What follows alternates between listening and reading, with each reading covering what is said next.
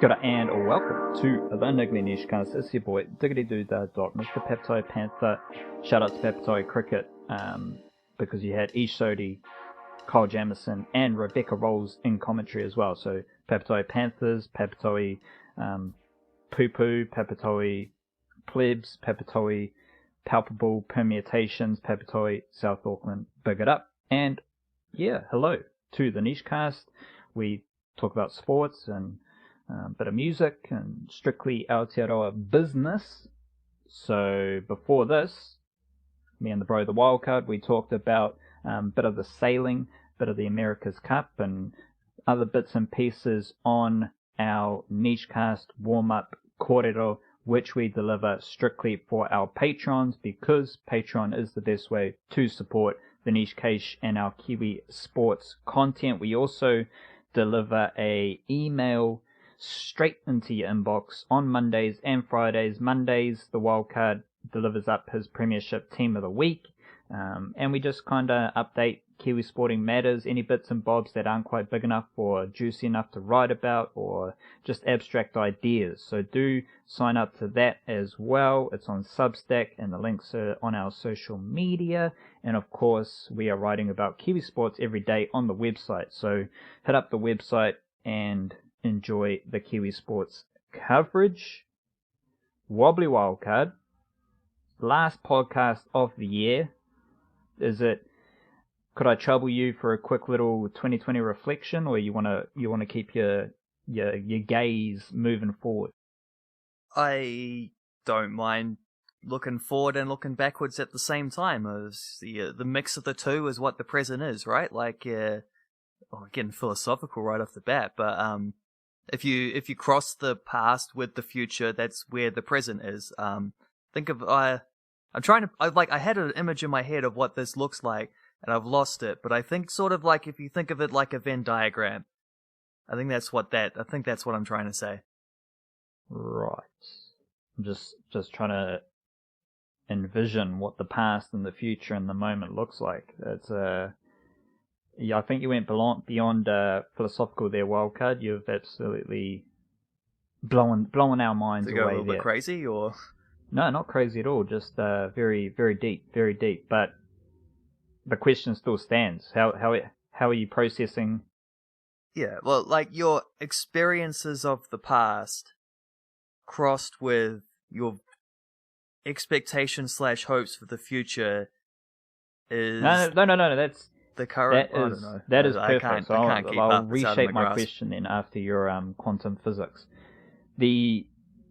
So we're dealing with the past. We're dealing with everything that's come before us in 2020, and then we're also envisioning and using our tuatara third eye to come up with a vision of the future that we want to manifest. And between those two things is what we have right here, right now, called the moment. So how are you in this moment based on everything you've absorbed from 2020 and also your tuatara third eye vision that is projecting forward into 2021? How does that all culminate in your hangi, or as you say, your Venn diagram, where I imagine we're in the bit where the two circles cross over? So how is that all just coming together for yourself? Fine. Yeah, I don't know. It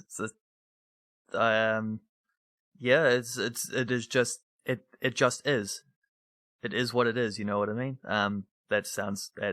I went into cliche thing. I was trying to get into like that's way too enlightened. ISI kind of thing, but like, you know what I mean. But are you like fizzing for 2021 based on what we've been through in 2020? Are you like how are you just feeling as we wind out 2020? Because you went a bit too far enlightened. You went a bit too far in accepting what is, and all those amazing Buddhist mindfulness practices. But let's get a bit juicy here. Yeah, I always I try to lean back on that because that kind of stuff is actually like stabilizing. And then when I start thinking of just like how quickly the years disappear, and that actually, well, not so much the years, but how quickly the months go by, and then it's like it gets a little bit intimidating. But then I don't know, like I generally, the years flow by based on the timeline of the seasons of the sports that I follow and write about. So at the moment, it doesn't so much feel like the new year as it feels like a little bit, because there's a break in the Premiership, so there is like a little bit of a kind of holiday let off at the moment, but it feels like the middle of the summer of cricket, and it feels like the festive period in the English Premier League and that kind of thing is kind of like there's just always something going on, so I don't necessarily pay attention to like this year is over, therefore let's all like stop and hit reset and whatever. Are you one for New Year's resolutions? No. But I kind of want to translate what you've just explained there, because so for me, it's like just a beautiful moment where we are now, because as you've said, it's kind of just like a cricket focus. And I think this is really interesting when we open it up to talk a bit more about cricket. We're just in this period where we're just enjoying cricket, and after everything through 2020, that's just kind of how I feel. I just feel good and rested, and just dealing with what's in front of us, which is the cricket, and the cricket's cool. Like the cricket from all angles is interesting, and I think that's more of a reflection of the space I'm in at the moment, where it's just everything's cool, everything's just as it is, and it's interesting. There's different bits and bobs, but yes, like in the context, let's just bring it down a level. In the context of the sports we deal with and the calendars we work with and everything like that, I think the fact that we're just in this space where we're just enjoying the various levels and bits and bobs of cricket, like it just feels like this is the perfect way to finish out 2020 as far as the calendar year goes, just enjoying the cricket. Yeah, especially considering like just the absolute disasters that some other countries are still going, like the dramas in England at the moment is like, we don't need these reminders to be grateful to be from New Zealand and to be living down here in this part of the world, but those reminders keep coming, eh? Like they don't stop. It's just ongoing thing. Is just this big old relief that we do actually like really obviously and tangibly have things in such a like what's the word for other people being jealous of us, whatever it is, that kind of situation. Like it's man, it's just it's not a relief, because I don't know, I think that's looking at it from the wrong perspective, but it is something definitely to be grateful for. For sure. My feelings are amplified because I've just been listening to probably my favorite project of the year, music-wise. Oh, do tell. No surprises that it comes from Boldy James, who has been this year, holy cow, this year started with The Price of Tea in China, which was Boldy James and The Alchemist. I'm just trying to find when that was actually released. It was very early this year. February 7th. So that's perfect. So this year started with The Price of Tea in China, which is Boldy James and The Alchemist. Amazing album, amazing body of hip-hop. And now it is finished with Boldy James and a producer by the name of Real Bad Man. But Real Bad Man is actually a clothing label from LA, which is like quite a high-end street clothing label. Like it's very trendy and fashionable. But Real Bad Man, whether it's the Real Bad Man or someone from Real Bad Man, he's dabbled in a bit of music as well, and he's producing music. And so this album is produced by Real Bad Man, strictly with raps from Boldy James. There are a couple features, and they team up to make Real Bad Boldy. So this is the project is called Real Bad Boldy. Rapping is Boldy James, producing is Real Bad Man, and it is I'd say it's probably my favorite music project of the year. It's the sounds are pretty amazing. Boldy James, very laid back style, but very gritty and very informative. Paints a picture with his words. It's definitely it's up there. It's just pure musical joy, and there's other musical funk out there as well.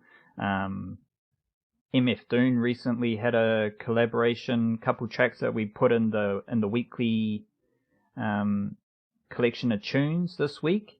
MF Doom had 2 releases on that with Bad Bad Not Good. Well, one was with Bad Bad Not Good, the Chocolate Conquistadors, and then another one was produced by Flying Lotus. Both of those were released in the last week or so. There's London Drugs. I've got a new album, Burnout 4.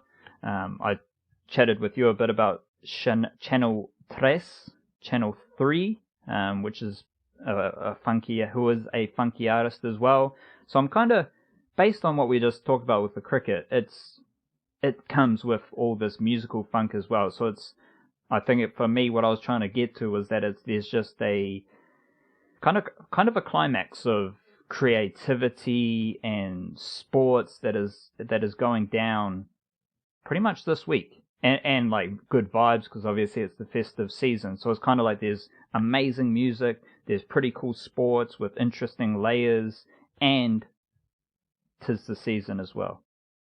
'Tis the season. Yeah, I've been working since the start of the month. I thought I would have had it finished by now, but other things get in the way, and then I forget, and then I just also have just had trouble trying to narrow down what my top 10 album feature that I do every year will be. Like I had, I think, 7 albums which I scribble. I won't spoil the 7 of them, so it sounds like the other 3 that get in are somehow second tiers or anything. You know, I don't rank them. I just chuck 10 in that I think are the best ones that I've heard this year. I still haven't quite figured out what those other 3 are going to be, because I've spent ages trying to limit down like the next group of them and like what my honorable mentions might be, and I wanted to have 15 of them, so like 10 there, 15 honorable mentions that I won't write about, but I'll just list them as like another thing, which helps me sort of formulate where I'm going with the top 10 as well. I've just been like the last week really like listening to things and being like, okay, so what has to fall off the end of this list? I can't figure it out. And then only yesterday I had the revelation, like, well, why do I have to have 15? I'll just have 20 and then not knock anything else off the list, and who cares? I'm not writing about them, it's just a list. Cool, so that'll be what I do. It felt like a year with albums where there was heaps of really good stuff, like and you'd hope so. Like there was a lot of time for people to be working on their art, and because music is something you can do in relative solitude, as opposed to like, I don't think it was a particularly good year for movies, whereas last year was the best year for movies I can ever recall. There were so many great films coming out. This year, there are some very good films. Most of the best ones seem to be dominated by streaming services for obvious reasons, and I think a lot of the bigger ones, just because of the way that industry got rocked by not being able to get people into theaters, like you just see how important that still is to that, whereas musicians were at least able to, when they couldn't tour, they could still do like live streams online, and they could work in the studio and those kind of things. There is at least a backup option there, like, whereas in the movie industry there just wasn't. So I don't think it was a very good year for films overall, but you know, a few very good ones in there. I'd have to go through and think about it to see what I actually preferred. Maybe I'll do that in the newsletter actually. We'll see how that goes. But musically, I don't know that there were like as many. Normally each year there's like, it feels to me like I'll listen to 2 or 3, maybe 4 things which I feel like absolute like work of geniuses. I'm not sure if I had so many as that this year. I don't know, like maybe that Fiona Apple album, but like it's also hard to tell because you need to re-listen to things, and you don't necessarily know how like you'll react to an album a few months after hearing it the first time. Sometimes they grow, sometimes they just become forgettable, even though you loved it the first time through. But it's just, yeah, it felt like there were so many albums in that next tier of like, maybe not outstandingly great, but like extremely good. Like there was just a real crowded, just like heaps of like a big old traffic jam in that category, in that tier, which has taken me a little while to work through, but hopefully I'll finish writing about that one. Oh, hopefully before Christmas. If not, then maybe afterwards. I don't know. Before the end of the year, though. Here's hoping. Let's get into some cricket chat, but we got to start with Craig McMillan because it was an epic couple of days for Craig McMillan. He got the fashion shout out from perhaps one of the most fashionable. Not me saying he is the most fashionable, but if you like Shane Warne would suggest he's one of the more fashionable cricket figures, one of the cooler cricket figures that we've come to know. And Shane Warne started rocking what's it called? Is it a beret? Bidet? No, it's not a bidet. The cheese that's cutter. for sure. The cheese cutter, but there's a French name for it, isn't? There's some sort of. There might be. I don't know. A beret is a slightly different kind of hat, though. It's like a flat circle thing that sits kind of on the side, like you see French girls in the 60s wearing, kind of thing, with striped shirts and etc. And it's definitely not a bidet. Very. I can't remember what that film thing is. Very French New Wave. Yeah. Cheese cutter is more like what you'd expect, sort of London middle class fellas in the 40s to be wearing that kind of hat. Well, Shane Warne referred to it as the Peaky Blinders hat, which sure, yeah, was there you interesting.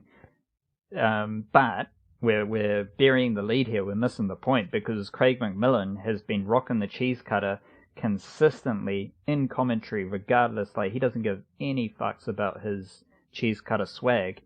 He has been like just front and center of the cheese cutter Peaky Blinder cap for a number of years now, and then Shane Warne just suddenly appears in commentary, and he's talking about, I've been watching Peaky Blinders, just wanted to rock the cap and show them some love. And I imagine there's all sorts of conspiracy theories and ideas as to why Shane Warne, who is consistently partnered with hair loss treatment, is wearing a cap in commentary. And to do so, you've got to have some, that's why Craig McMillan probably wears it, because he can't rock a snapback or a beanie or something like that in commentary. You've got to have some professionalism, and that's why they go down that route. So Craig McMillan, the fashion icon of New Zealand cricket, he got the big up from Shane Warne, which is pretty interesting in itself. And then at the same time, perhaps at the same time for a couple of days there, Craig McMillan has been the lead commentator for the News Spark Sport coverage. And then when you think about, he was consistently in the Sky Sports commentary team for a long time, obviously fitting around his Blackcaps batting coach duties. But when you think about like Kiwi cricket figures, I don't know if there is anyone more important right now than Craig McMillan. Like people, like, obviously this is kind of funny and cool because there are other characters. There is Brendan McCullum. Now we do have Stephen Fleming, who has been pretty interesting to listen to. As far as like insights go, I think Stephen Fleming's the best commentator with what he adds to the broadcast. But if we go way back, it was Craig McMillan who stood sideways to Shane Warne and did his thing there, which is an epic moment of Kiwi cricket, is Craig McMillan standing sideways. As soon as I say standing sideways, in my mind, there's a Lupe Fiasco song, and the hook just goes sitting sideways. I think it might have a sample to a Jay-Z song. So there's like sitting sideways, there's shooting sideways where you do the gangster shooting when your gun is sideways, and then you got Craig McMillan standing sideways facing Shane Warne leg spin.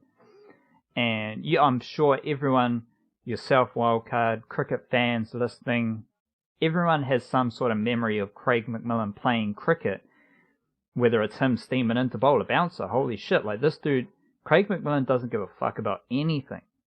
And he's now, like, that has graduated into Craig McMillan just sneaky, always commentating New Zealand cricket games. Obviously, there's mana in being a New Zealand batting coach, like that carries some sort of weight in this discussion. I'm not going to give it more weight than Craig McMillan standing sideways against Shane Warne, or Shane Warne copying Craig McMillan's swag. Like, those are the ultimate things that we're talking about here, but it all adds up. And I think we've got to give a due praise to Craig McMillan for where he sits in the New Zealand cricket landscape. His commentary, I enjoy. Like, there are some interesting, like, I just have fun. I don't know about you, we'll keep the Craig McMillan idea, and I want to get your ideas on that. But, like, just generally speaking, regardless of however you want to pick holes or, you know, positively and negatively talk about the Spark Sports commentary team, I can't fight the feeling that I have fun listening to, like, even Mark Richardson's quite fun to listen to. Like, his whole TV persona's not there, and he's just there to chat cricket, and he does so in an entertaining, vibrant way, and you can hear them, like, chuckling off camera. And I don't know how you feel about it. I think you've referenced it before. I kind of enjoy the sounds, the little whoa, whoa, that comes from the commentary box. So it's all just fun to listen to, and it's fun to listen to. The commentary is pretty cool, but it's Craig McMillan at the front of it, because Craig McMillan somehow, like, he's leading the broadcast. So all of this just has me, like, celebrating Craig McMillan as a figure of Kiwi cricket, and I believe he's up there. Like, if we're talking power players, based on everything that I just said, I don't know if there's too many to rival Craig McMillan at the moment. Yeah, not from outside the actual squad itself anyway. Like, he's on a bit of a rise. I've never been his commentary per se. I find him to be a little bit too forceful with getting his points across, sometimes a bit negative with those kind of things. But I will happily admit that I think him taking on a little bit of a leadership role in the Spark, well, it's not even a little bit, there've been more games than not, I think, where he's actually been like the first voice you hear, the guy, welcome to so-and-so, welcome to Seddon Park, welcome to Eden Park, whatever, Spark Sports, blah, blah, blah.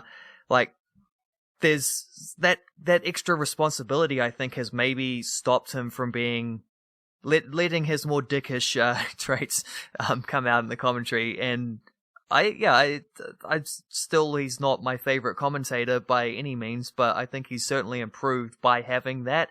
It's one of those, like, I remember when Wayne Rooney got given the captaincy at Man United, and they were like, you can't give Wayne Rooney the captaincy, he's not he's not that type of personality, he's whatever. But then it must have been Ferguson in those days. It might have been right near the end, or maybe it was just after Ferguson, I can't remember. But they were like, well, no, we think that he will thrive under this added responsibility, and that it will ground him, and he will become, and he was, like, it genuinely worked for him. I've been listening to a Wayne Rooney podcast on the Man United podcast recently, chipping away at it. So he is a player who's been in my mind for a few different reasons, but I'll save that for another time. Yeah, Mac has done fairly well, and Mark Richardson even more so, I think, just being something about this crew. Having him and Stephen Fleming ribbing each other a little bit was fun. Stephen Fleming, I don't know if you feel the same.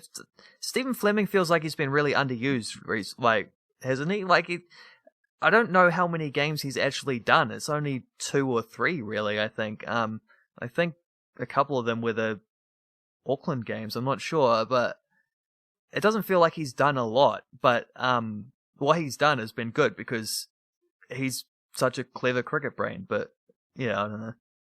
Just on that, I think that's why we're, like, obviously it feels like Craig McMillan is the lead, because I think it's the same for Jeetan Patel as well. I would hazard a guess that they just carried the team across from Sky Sport that they did bring across. Those are the dudes who have the reps, right? Those are the dudes who have a couple years experience dealing with what they're dealing with, and they can take on the bulk of the commentary responsibilities, the duties, the rotations as well, and just help ease, because you've also got Rebecca Rolls chiming in, you've got Jaden Patel, you've got Stephen Fleming, sometimes it's Francis Mackay, and in the same way that you build a team, I'd hazard a guess that that's how they're building out their commentary team. Yeah, it would make sense. I think you also just don't know about, because Mark Richardson and Miss Sky Games relatively often, and it'd be like, oh, well, I suppose he's filming the block or whatever today, or whatever, or sometimes he'd turn up in the afternoon session only for a test match and be like, well, I guess he had to drive down or catch a plane or whatever from wherever they film the breakfast show that he's on, and Frankie Mackay is one who's not always available at the moment for Spark, and then you check the New Zealand cricket app, all right, she scored 100 for Canterbury this morning, so that's probably why she wasn't there commentating, that kind of thing. I think actually, didn't she just become the all-time leading scorer or something in the women's one-day comp or something along those lines? Yeah, I think she beat out Sarah McGlashan, so I mean that's cool and all, but I mean, why hasn't she played more games for New Zealand? I don't know. Well, I was going to ask you that, actually. That was the first thing that I thought, is when she so consistently scores runs, why doesn't she actually play for a White Ferns team that clearly needs another dependable bat in their top order? I don't know, but who knows? This not really in a position to speculate, but what was the other thing I was going to say about the commentary? Oh, the ums and ahs and the oohs and the whatevers. I get annoyed by those. I can, when it's laughter, it's cool, because when something's genuinely funny, you sort of expect that to be I don't know, perpetuate. Just laughter's contagious. You want to hear someone cracking up in the box. I didn't think his joke about meeting his wife for the first time in quarantine or whatever that he was trying to make when Kerry O'Keefe was on with Warney the other day in the lunch break. I didn't think that was particularly funny, but it was definitely funny watching Shane Warne and Mark Howard just wetting themselves with laughter after that. Yeah, that's the funny bit. Shout out Kerry O'Keefe. He's the GOAT. Oh, he's off the chains. He's off his meds or something. It's fun because Fox just let him be completely unhinged. It's he gets to make jokes that no one else would have the license to make because he's Kerry O'Keefe, and he laughs afterwards, and that laughter is contagious, and everyone loves it. So it's fun. It's definitely an enjoyable aspect of that. And he's sort of I don't know, there was kind of an interesting, because I think that might have actually been the innings break after India got skittled for 36, which is one of the most insane things I've ever watched in Test cricket. I was watching that, and I watched from the start of that day's play, and it was just disbelief. Is this actually happening? What is going on here? But Jesus, that Australian bowling attack in Australian conditions is unbelievable, just as ours is not quite as unbelievable, but also pretty unbelievable in New Zealand conditions. So I would like to see both of them, if we could organise a test match in which New Zealand bowl in Australia, but Australia bat in New Zealand somehow. They got to be able to figure that out, some kind of socially distanced test match. I would like to see how that goes.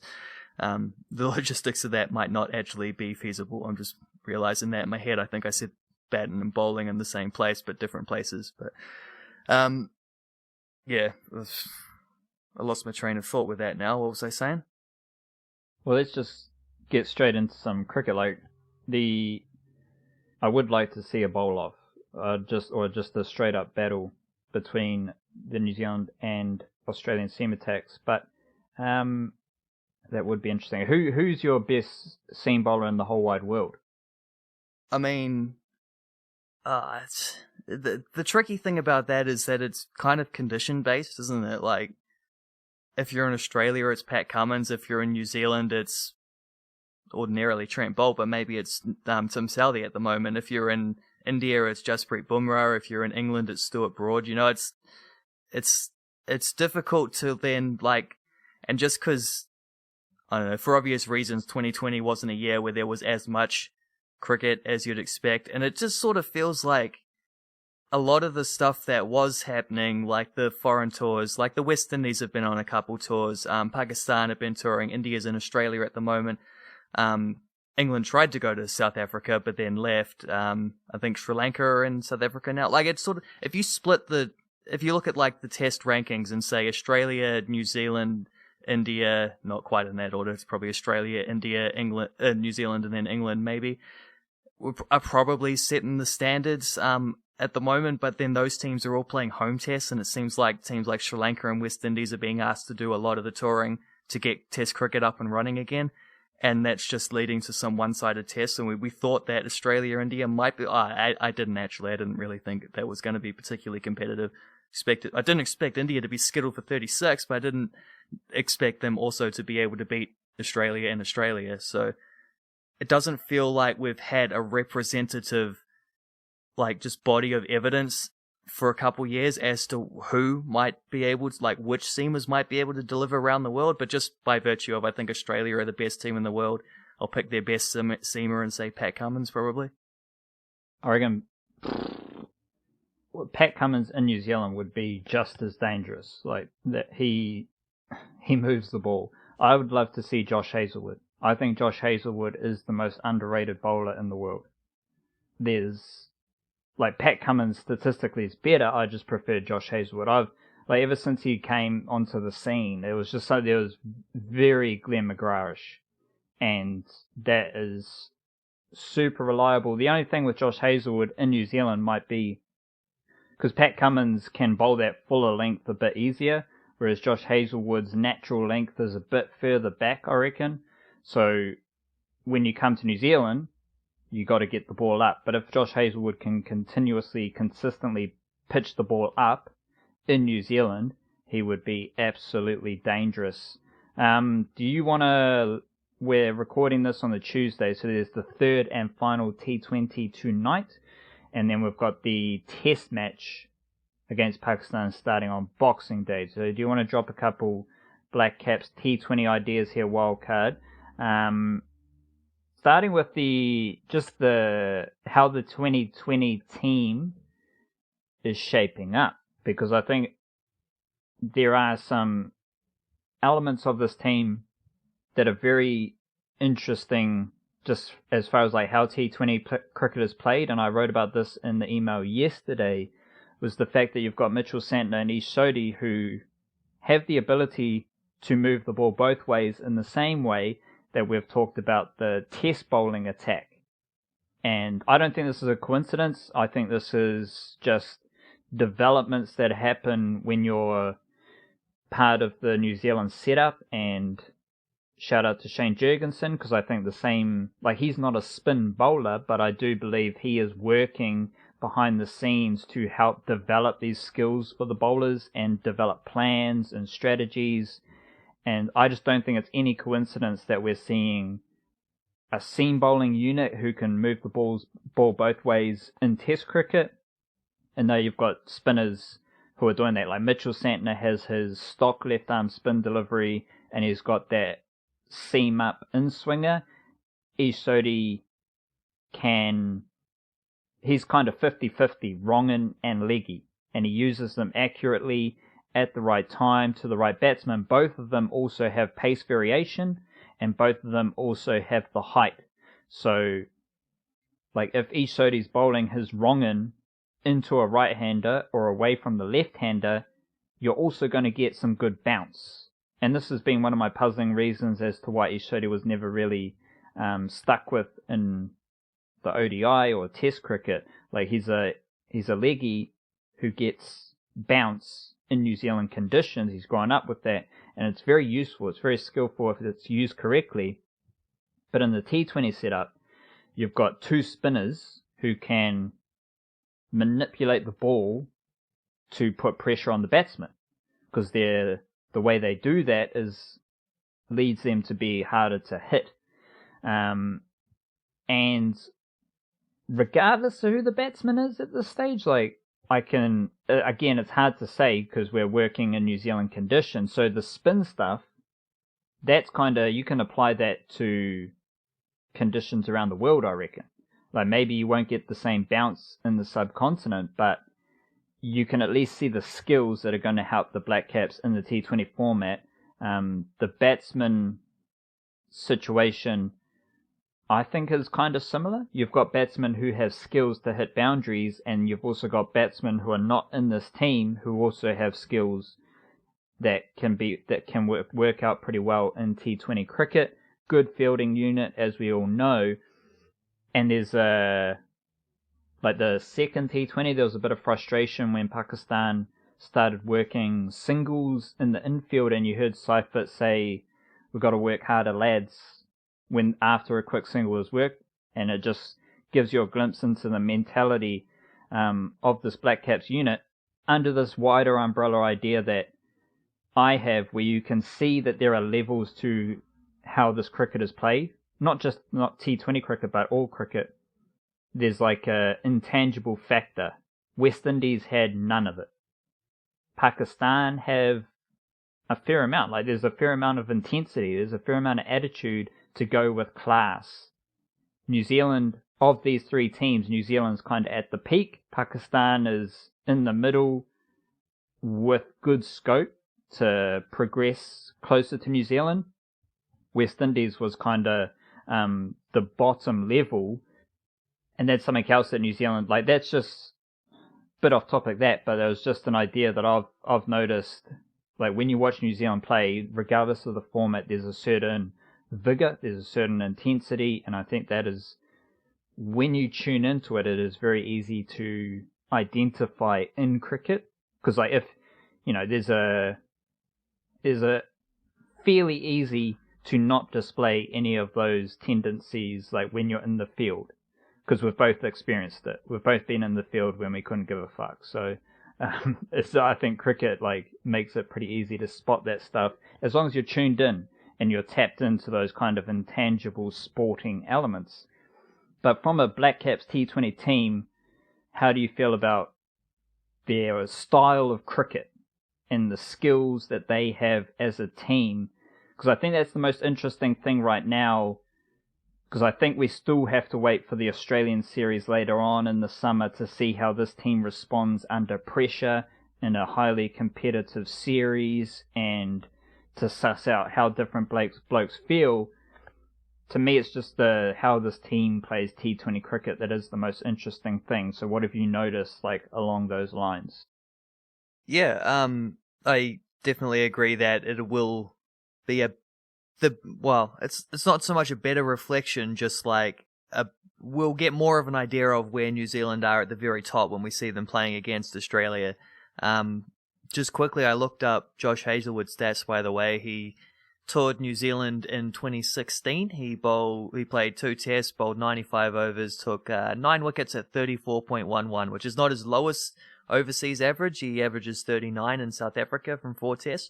But it is his highest RPO of 3.23, which for Josh Hazlewood, someone who's so not quite as much like Pat Cummins is even more so. Pat Cummins is like a 1.5 RPO dude. You just don't score runs off that guy. Josh Hazlewood's pretty close to that though as well himself. So, but that was 4 years ago. So he is a better bowler now than he was then as well, and he's definitely more established. And Pat Cummins having him around him as well makes that an even more like they bring the best out of each other in that Southie Bolt kind of way. I suspect if next time he comes to New Zealand to bowl in a test match, he'll do a bit better than that too, which is a bit of a frightening prospect. But yeah, definitely an underrated figure. He's like you could even argue Australia have the 2 best seam bowlers in the world opening the bowling together, which is terrifying. Surely we've had enough of that over the last 20 years. Australia just dominating those things. But back to the T20 team, I think this overall, these games against West Indies and Pakistan, and yeah, there's one more that's going to happen. Well, I don't know when we'll get the podcast out, but maybe during it, maybe tomorrow morning. Either way, like we can't talk about it because it hasn't happened yet. But from what we've seen so far, I think it's definitely been big improvements. They have had a tendency to be an unserious 2020 team. Just not through like fielders not caring or trying or whatever, or just because they haven't necessarily picked the best team. And that sets a tone for the players that you do pick of like, maybe this isn't like the most important thing in the world. We're going to try some other guys out. And I thought that the squad for this Pakistan series was a step back compared to what they'd done in the West Indies team. Just bringing all the test guys back in kind of complicated things, and I think you saw some selections fall back into bad old habits.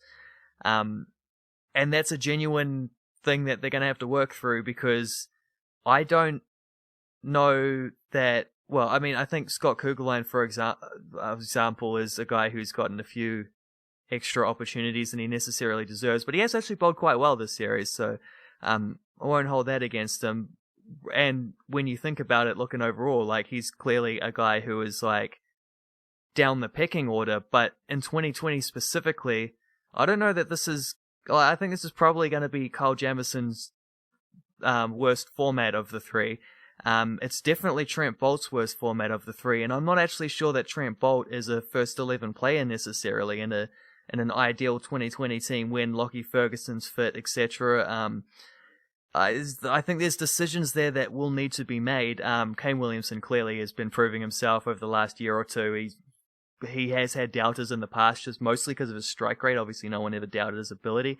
But like what he did against India, start of this year, wasn't it? And then that innings there in the second game against Pakistan, it's like he's so bloody good, and that translates to all formats of the game at any level. So, plus also he's the captain and the leader of this overall New Zealand cricket team.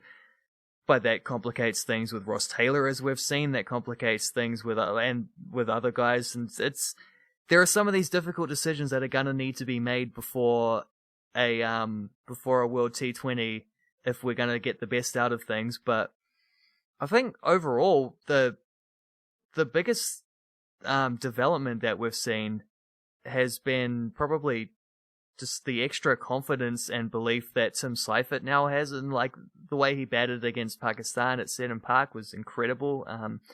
Hitting boundaries all around the park, like 360-degree player is kind of crazy. And then we've seen Glenn Phillips and Devon Conway also have great series against the West Indies, and there is there's a bit of a feeling with that. That's why I was more pumped about that West Indies series, because it just felt like getting Phillips and Conway in there, we were picking the best 2020 players. Like, not just... Those two are also guys who have test match potential. In fact, Phillips has already played a test. Conway will definitely play, plenty of tests in his cricket career. And maybe that's a lesson as well when you add in the Kane Williamson stuff about, like, all format players maybe are the best at these things, but I don't know. It feels like we're picking the best players for 2020 cricket, regardless of where like the pecking order might be overall, and that seems to have probably cost Colin Munro the rest of his international lifelines. I don't know that he's getting back in now. I don't know if he's done anything in the Big Bash yet, but even if he does, he'd have to go pretty ballistic because they clearly rate Seifert. I felt like Seifert probably, even coming into this Pakistan series, was clearly the most vulnerable, especially when Phillips and Conway are capable part-time wicket keepers, and part-time's never been a factor that helped them back in the past. Our ODI keeper and our Test keeper currently were part-timers before getting those gigs. So I think we've got troubles coming with the bowling lineup. Well, not troubles, just I don't think we've found the balance yet. I don't think we've necessarily picked the right players for this format there. But I do think that batting lineup is coming together very nicely, and that's exciting, because a year ago I would have said that we didn't have the balance right on either of those two sides, and now it feels like the batting might be coming good, and picking the right players. There's still a lot more to figure out in terms of getting the balance with those bowlers, and the overwhelming factor that springs out is there's not a death bowler amongst them. And there was a stat that someone rolled through, which is something I've been wanting to write about. Like, I don't know where to find the statistics or how to search these things up, but Spark threw out a thing of like RPO in the final 4 overs of 2020s over the last couple of years, and we were dead last. Like, it's amongst the test playing nations. And that didn't surprise me at all, because you look at all of the bowlers that we pick, I don't know that we have a single guy who can just go in there and hit Yorkers 6 balls in a row, or bowl those just the very slower ball bounces on a length, or the wide outside off stump with a stacked field kind of thing. The obvious, they're not wicket taking deliveries, but they're run preventing or at least boundary preventing deliveries, which other teams are quite good at. Other teams have bowlers who can do those things. We don't, and therefore I think even in these games against Pakistan, we've seen where we've been able to come out, bowl aggressively, take wickets at the top, and then not finish them off and just let them get away a bit and set totals which chaseable, but not still beyond what they should have gotten, because I don't think we have a bowling lineup that can close things in 2020s. But from being an unserious team 12 months ago, I think there's been very good strides in this thing. I feel a lot better about the prospect of a World T20 in, when is it, October or whatever in India, than I did this time a year ago, that's for sure. So, Colin Munro's played 2 games in the Big Bash League. He got a 0 and a 49. Adam Milne, marquee signing. Adam Milne hasn't played a game yet. All right. I just had to digest all those ideas there, Wildcard. I do believe the death bowling will be an issue, a greater issue moving forward. And that's under the umbrella idea that I think we have to be realistic. And this is my term for this, my new term for this wildcard is the full steak and cheese pie. We have to be a full steak and cheese pie with what is happening, because it's happening over in the Test cricket as well. There's this incredible Blackcaps buzz in the mainstream media, and there's just Glenn Phillips had a couple scores in the West Indies series, and he's the biggest thing in New Zealand cricket. Tim Seifert hits a score here, he's the biggest thing in New Zealand cricket. Kyle Jamieson does some nice things, he's a superstar. There's all these things happening, and just the general buzz around the Blackcaps, but we also have to keep it a full steak and cheese, and these are all just games in New Zealand where we know that the Blackcaps deal with most opponents fairly easily. I dropped this was before the second T20 game against Pakistan. Tim Seifert averages 29 with 145 strike rate in New Zealand. He averages 8 with a strike rate below 100 overseas. Glenn Phillips, 29 with a strike rate of 153 in New Zealand. 13.5 with a strike rate of 90 overseas, and they've barely played games overseas. So, yeah, you could say that once they play more games overseas, that record will get better. But it's also the point that they haven't played overseas too much. They've played a couple games UAE, a couple games Sri Lanka, and they couldn't do anything in those series. So that's just a small nugget of this wider idea that, we're doing a pretty good job of reinforcing throughout the niche case work, is we have to keep it this is all amazing stuff. It's all fun to watch. It's all entertaining, and it's all good vibes. At the same time, you got to keep it a full steak and cheese, and just, we're dealing with a New Zealand team that is very good in New Zealand, and it applies across the board. It's not just the Test team, it's also the T20 team. It's also, how these individuals perform. Part of that, Tim Seifert in the Caribbean Premier League didn't have a 50-plus score, strike rate of 109, average of 22 in 9 innings. But to your point about Tim Seifert, I think that he has still developed nicely. And when I think back to the Caribbean Premier League, he was in a Trinbago team. Yeah, there was the Brendan McCullum connection, and we've heard a lot about that recently, but the Trinbago team was stacked. There was no way they were not going to win the CPL, because they had Bravo, I think they had Andre Russell, or one of the Kyron Pollard, Andre Russell, Lendl Simmons was opening the batting, you had Brendan McCullum coaching, so Tim Seifert didn't need to do anything in the CPL for starters, and also he would have learned a lot from being around that whole environment, not necessarily just with Brendan McCullum. The Trinbago team was full of really, really good players, and the best players. Kyron Pollard was there, Colin Munro was in Trinbago, Sunil Nareen was opening the batting with Lendl Simmons. That team was stacked. as far as T20 talent goes. And then there was little Timmy Seifert coming in down the order, which is just a good environment for him to be in. So I'm not overly surprised with what he's delivered here, because also Tim Seifert in 2020, he's averaging 52 in T20 international cricket. He's had 9 innings of T20 international cricket, and he's had 4 half centuries. Last year, 2019, Tim Southey had 12 innings, and he had 1 50-plus score. So Tim Seifert has more 50-plus scores in fewer innings this year compared to last year, which goes back to the India series, where he was pretty damn good.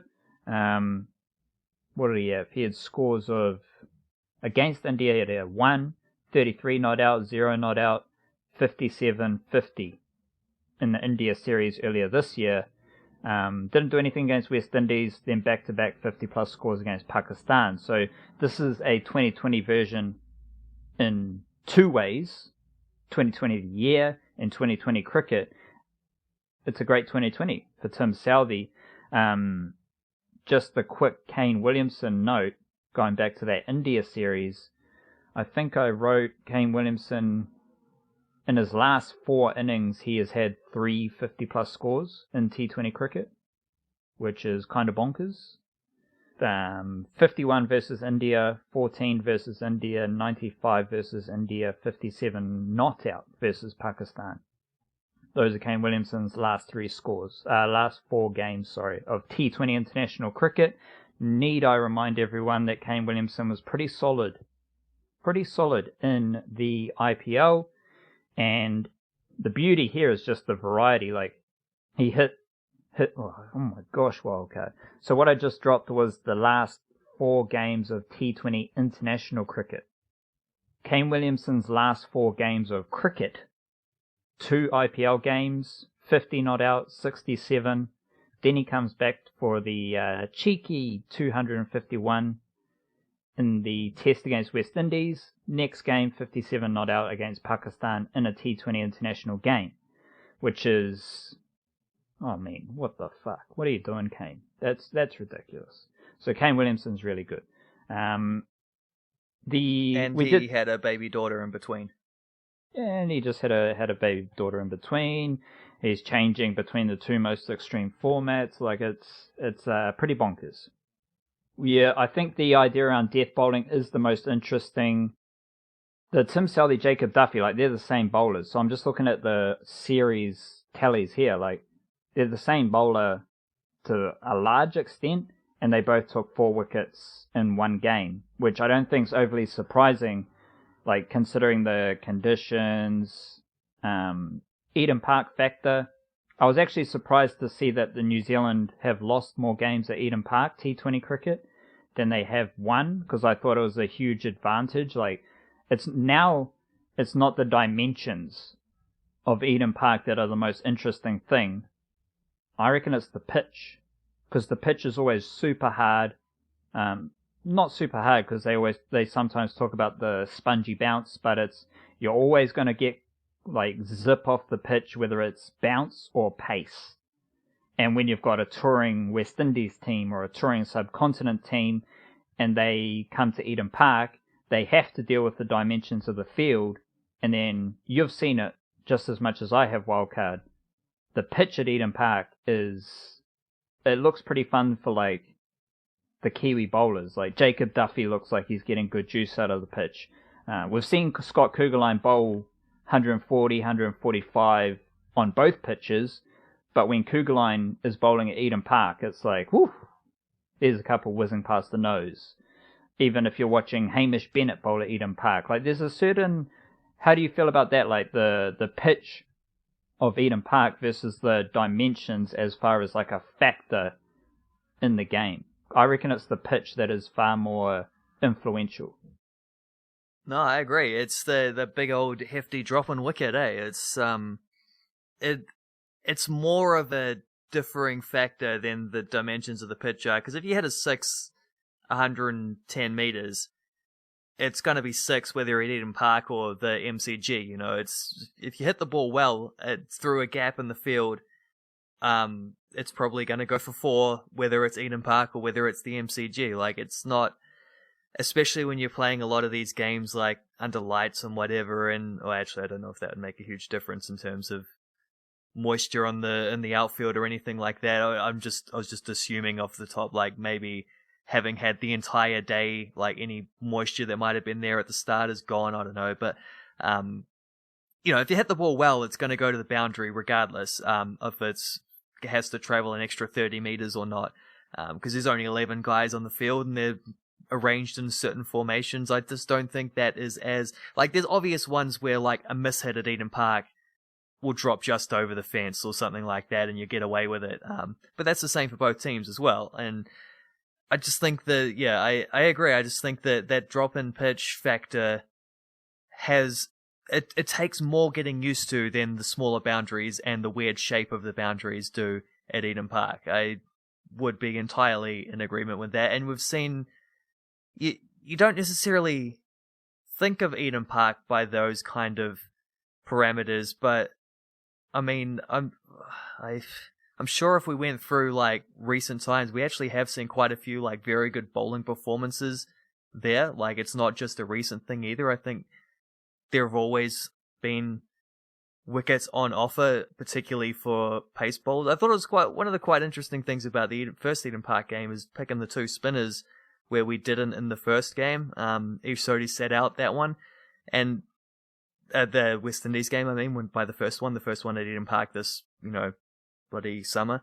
And one of the difficult things to get around when it comes to the way that Blackcaps get talked about is just the recency bias that's always there. And for some reason, after Sodhi didn't play one game at Eden Park, for obvious reasons why, of all the grounds in New Zealand, why you might want to not pick him, although that bounce is actually something he, reasons you discussed earlier, like that he does get a fair bit out of that, and Eden Park is, I don't know, he started very well in that game, and then actually both these games, he bowled well at the start and then sort of let it get away a little bit at the end of his spells, but like, just, if anyone doesn't realize, it's like, nail this one on the bloody notice board or whatever. Like, the Blackcaps 2020 team almost always picks 2 spinners. It's not like, you don't have to think about, like, the test team doesn't pick we just had a new test squad announced, and sounds like Stead and Larson are up to their old tricks by picking Sandner because he can bat better, although I don't know, we can come back to that because I actually have some ideas on that. But like, when it comes to the 2020 stuff, so Sodhi and Sandner have played almost all the games that they've been available for about 5 years in this 2020 team. Like, those two are both first choice. There's no question about it. The fact that Todd Astle is in the squad doesn't mean anything, except for the fact that there's a World T20 in India and we might actually want a third spinner on top of what we've already got. But like, there's absolutely no doubt about it that, and when it comes to that World T20 and when it comes to most 2020s that this team plays, they're going to pick Sandner and they're going to pick Sodhi, both of them. Like, they're not competing with each other. They bowl in tandem with each other. That's not just sometimes I think people need to be reminded of that because of the way the test situation goes with the spinners. Maybe people don't have a full grasp on that. I don't know. It's just that whole thing of, like, that's sort of what you're saying before as well, of like, Phillips has a good innings and he's everyone's darling for a couple of weeks, and like, yeah, he's amazing, and we've been waiting for him to do this for a while because he's been bubbling under the surface, ready for an innings like this and a big 2020 any format international breakout for a year or so. And it's probably fair to say he was one of those guys who maybe got picked a little bit too early, and then because he got picked too early, didn't make it stick, and then sort of had to go to the back of the queue and wait for his turn to come up again, by which time, like, if he's been picked for the first time, he might have just made it work then.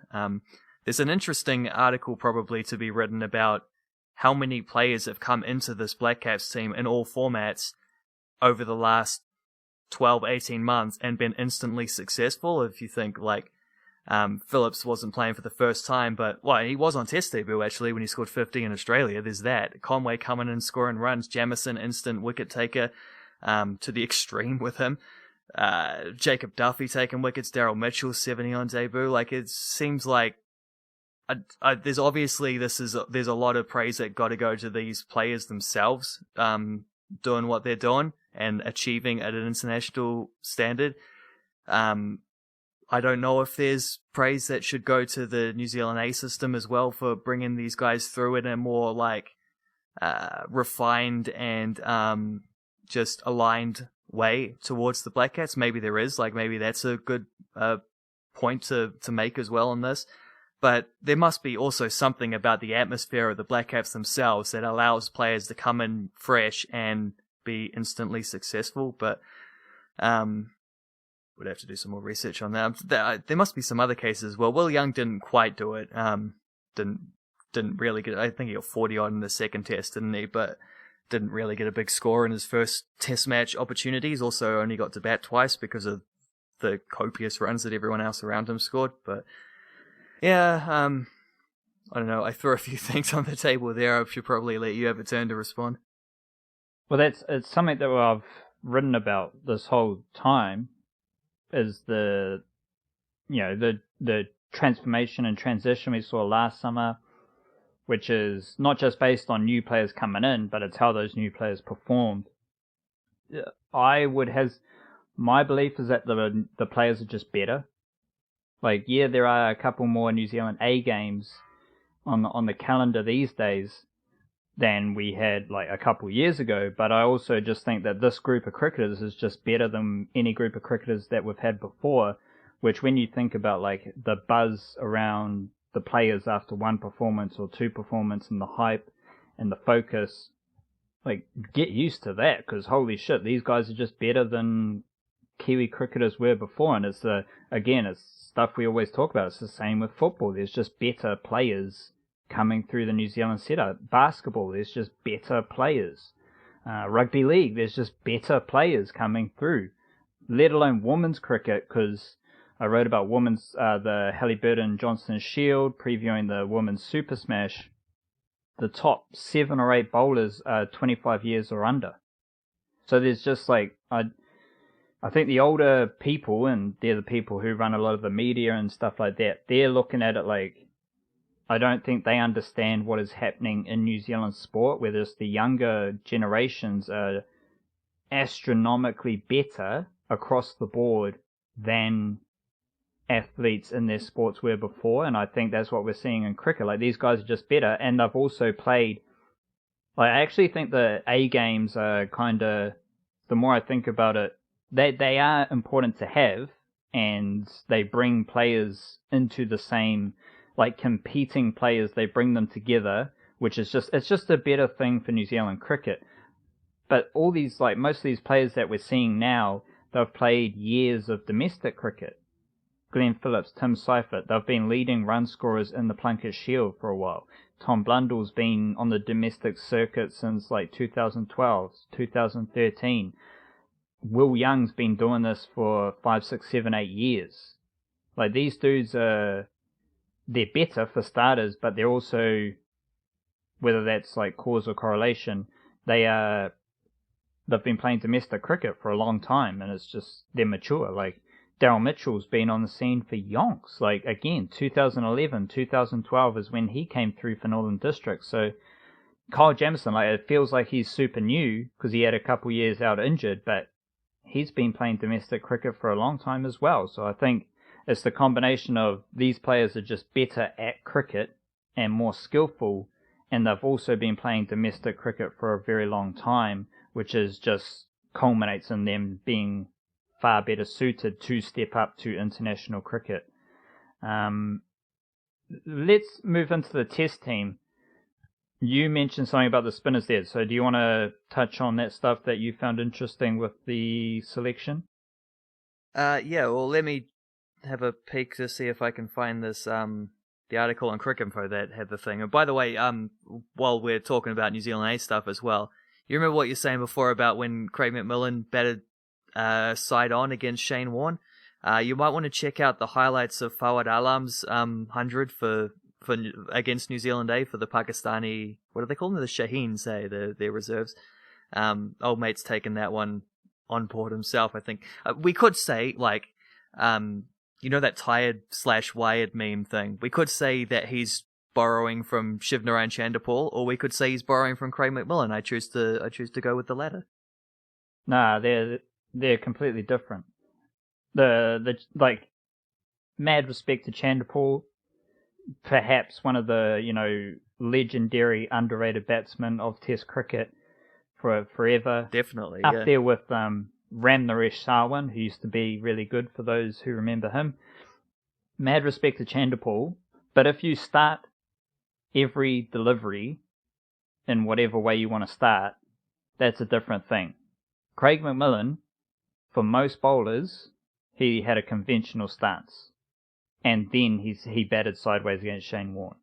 Like, it was something specific he did to face Shane Warne, which is far cooler than your funky stance for every delivery. Like, if you're facing up against one of the best bowlers that has ever existed, and you're standing sideways only for the best bowler that has ever existed, that is certified I don't give a fuck status.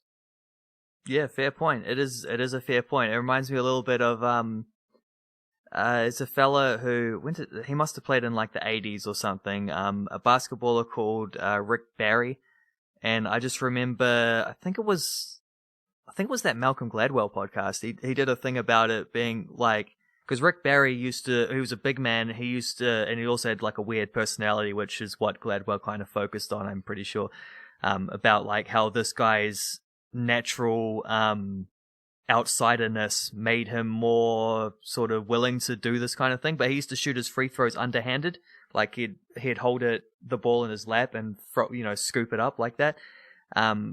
And obviously there's a big thing about big men missing free throws, and there's a few reasons why that is. Like, because you're taller, you're shooting at a flatter angle.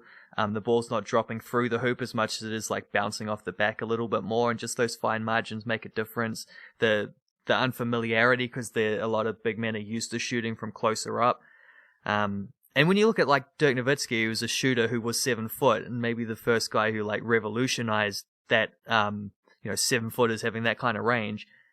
You watch the rainbow arc of how he would shoot. Like, the ball goes right up above the shot clock half the time and drops through. Like, it's really dropping straight down.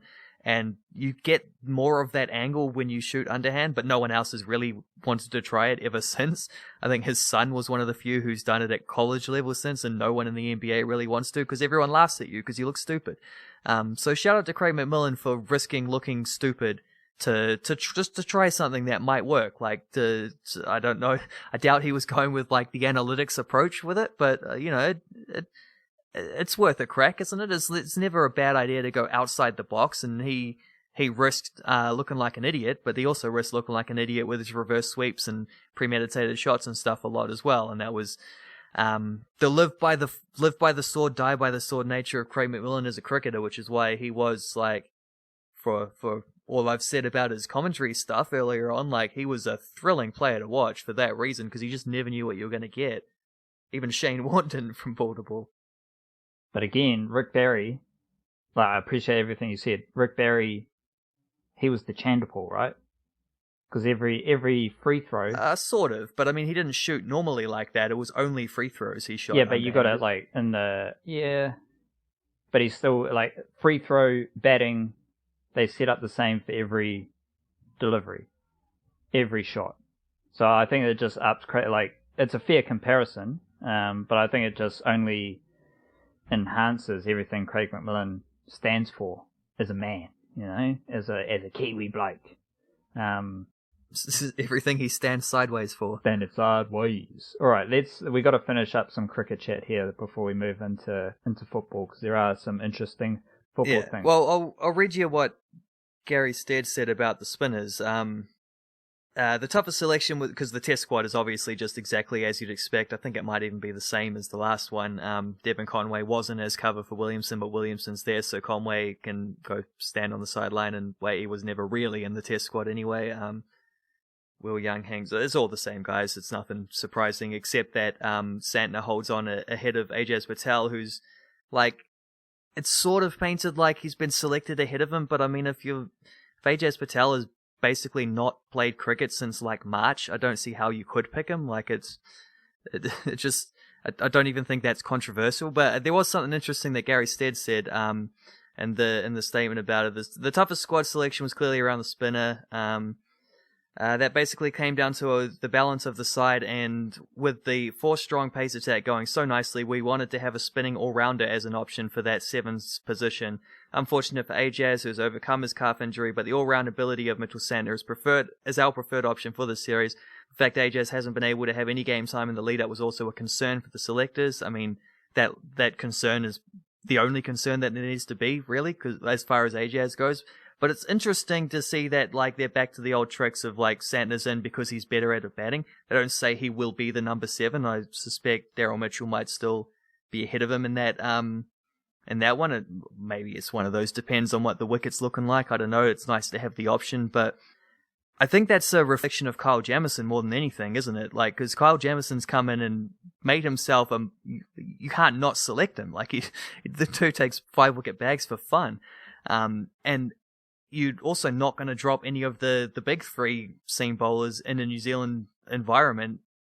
Even in an overseas environment, you'd have to think very, very, very long and hard about whether you would maybe want to leave a Wagner or a Bolt or a Southee out. So the 4 paces really pick themselves, which has not quite relegated the spin duties. So I think overseas you might, I guess the thing that the selectors would most be hoping to see is Kyle Jamieson continuing to score test runs, because if he can maybe put himself in a situation about at 7 down the line, that makes these conversations and these deliberations a lot easier. But right now, it's early in his career and you don't necessarily want to put that pressure on him. It would help to have someone at 7 who can bat and be the all-rounder. That's the only place you can squeeze a spinner into this team now, unless you want to back like Kane Williamson as your number 1 spinner, which obviously he doesn't himself, so that's not going to happen. And the rest of the batting order is pretty well set. Maybe you could, down the line, see someone like Rachin Ravindra opening who can spin a little bit. I think this actually puts into a little more focus the fact that he batted at 7 and bowled quite a bit for the New Zealand A team last week. Maybe he's been looked at as someone who could challenge for this number 7 role as a spinner, but like, spin bowling in New Zealand in Test hasn't been taking a lot of wickets. It doesn't get the opportunity to take wickets because our seam bowlers hog them all at the top of the order, at the top of the innings. And this, I just think it's an interesting situation, and it's the best thing that's happened to Mitchell Santner's Test career in a long time. Is it's almost like they're having to find a way to squeeze a spinner in now. It's not just a matter of do we drop the spinner to pick the 4 seamers. It's like, well, we're picking the 4 seamers, so if we're gonna pick a spinner, they almost have to be able to, they have to be able to offer something else to be able to get into the team in a different role. And I am a little bit uncomfortable about that. I think overall it's a positive thing because it shows how well Kyle Jamieson has taken to Test cricket and just how undroppable he's making himself in his current form. But I do think, I just don't like the half-ass sort of implications of that so much. I think if you're going to pick someone who can, if your batting is the defining factor of playing in that all-rounder spot, well, why not just pick the best batsman, and who cares if they can bowl? Whatever. Why not just pick Will Young to bat at 7? I don't know. I think there's a little bit of weirdness around that, but yeah, overall, so I don't know what happens when we go overseas, when we in conditions where we might genuinely want a spinner. I think that's going to be a little bit of a situation. But you remember when there was that spell where there were 100 wickets taken by New Zealand seamers in a row in New Zealand without a spinner getting one? I think we might be in for another one of those long streaks. I think we're halfway through one as it is already, because there's actually not really a spot for a frontline spinner in this team right now. I think Kyle Jamieson makes it easier to play a frontline seamer because you just I think it's a serious conversation to have is who is a better all-rounder, Kyle Jamieson or Daryl Mitchell? Like one's a one's a better batsman whose bowling is capable. One's a better bowler whose batting is capable. So I think what you're alluding to, I think is just going to be boiled down to Daryl Mitchell versus Kyle Jamieson. Then you chuck the extra spinner in. I don't think it's like Kyle Jamieson.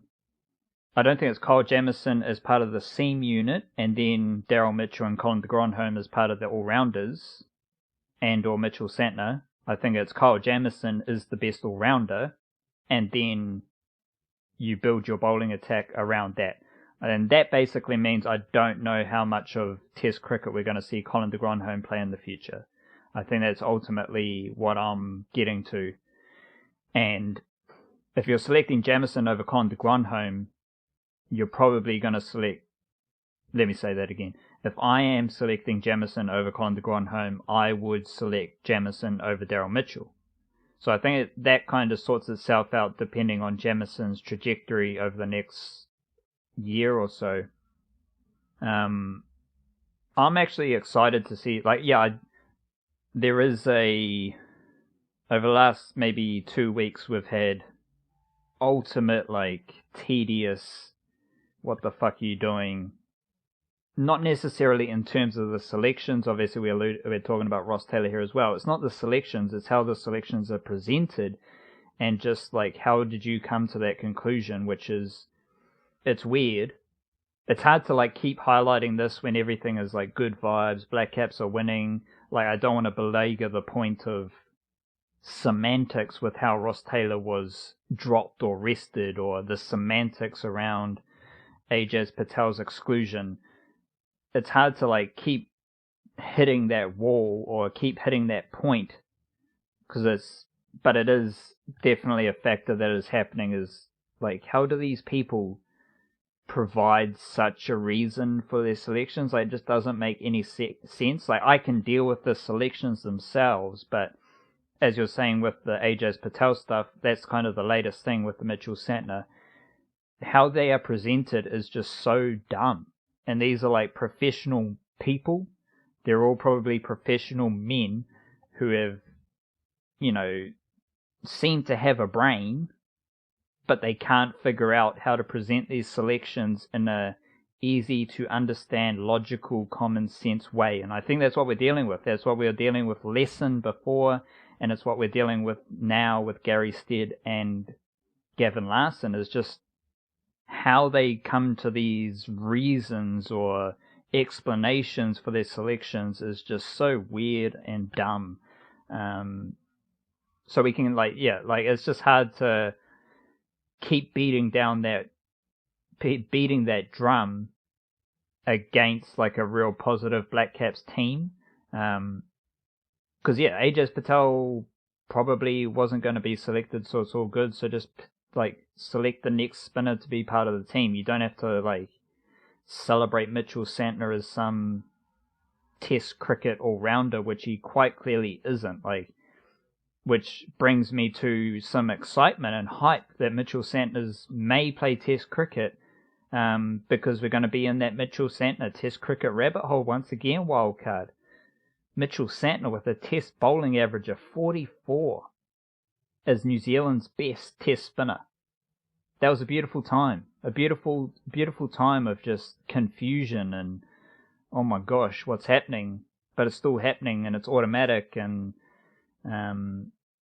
his batting record's slightly better, but I'm excited just for the kerfuffle that is Mitchell Santner and his red ball spin bowling record, because his first class average is 47 as well. So with the red ball, Mitchell Santner averages over 40 in Test and first class cricket, and he has been the number one Test spinner for New Zealand with that record. And it was an amazing time to be alive. It was amazing. It was amazing to live through that and to work writing about cricket and talking about cricket through that. And here he is again. So, rightly, wrongly, I don't know. I don't care. It's not going to matter because the seam bowling group is just so good. But the discussion and just everything around Mitchell Santner being the Blackcaps test spinner, I'm all here for it, wildcard. And I'm all here for a Pakistan seam attack that hopefully goes a bit better than the West Indies. I may have jumped the gun on hyping up the West Indies seam attack. But I am fairly confident in hyping up the Pakistan seam attack because they've got Mohammad Abbas, who has an amazing record. I'm just trying to bring that up. As a bowler, a seam bowler. He's not quick, but the Pakistanis do have the standard quick, skiddy bowlers. Who's the bloke? Nazim Shah might be the bloke if he's selected. He's not, so don't worry about that. But they do have Mohammad Abbas, who in New Zealand conditions could be an absolute beast. Like first class average of 20, test average of 21, and he's like a medium pacer. He's going to hit one. He's going to maybe max out 135 Ks, but he's going to nibble the ball around, and he nibbles the ball when he's accurate in tough conditions. So I'm pretty excited to see what he can do in New Zealand conditions. That's going to be pretty interesting. They've got Shaheen Afridi, who we've seen in the T20 team. Yazir Shah is going to be bowling leg spin. So you could have a Pakistan team who has Yazir Shah bowling his leg spin, and it'll be interesting to see how effective he is with his leg spin against a New Zealand team that isn't going to play with a spinner. Which will go back to your thing that you wrote, Wildcard, earlier this year about foreign spinners coming to New Zealand and being super successful.